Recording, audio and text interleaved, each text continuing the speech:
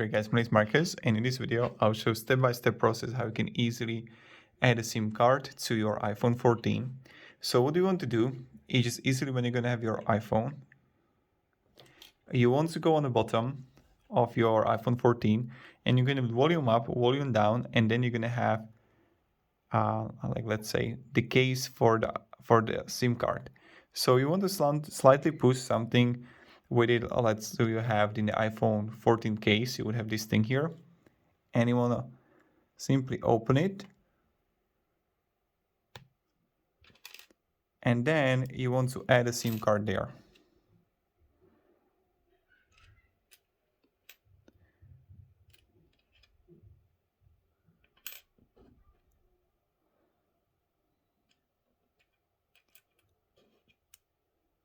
Okay, when you have it, what you want to do is simply then just like paste it to your iPhone.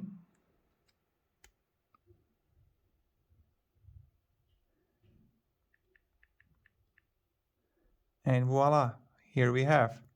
And we have the signal.